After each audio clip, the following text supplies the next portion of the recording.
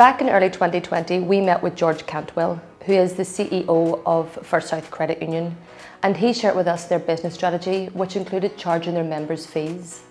With the ongoing challenge of people not borrowing as much, this means that credit unions are losing out on significant revenue due to the drop in loans.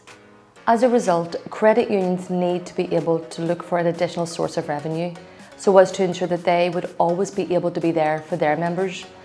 So when George Cantwell came to us with their business case about charging members fees, we knew that this is something that other credit unions would be interested in also.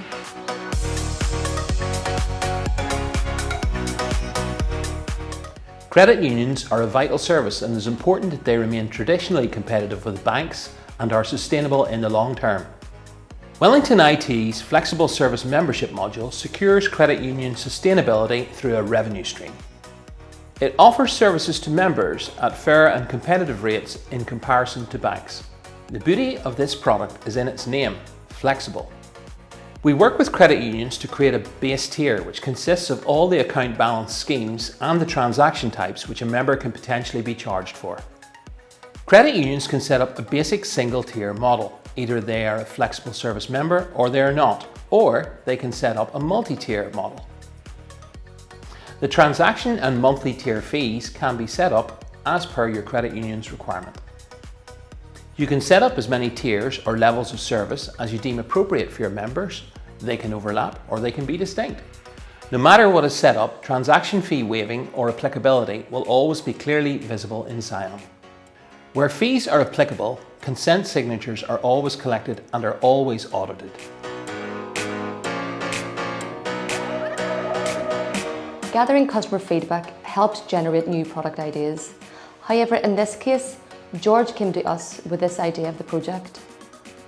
We had a number of calls with George, and as a result, we set up focus groups with key members of their staff, as well as members of our team, so as to ensure that we fully understood the different layers, as well as the different approaches that could be taken when it came to developing a product like this.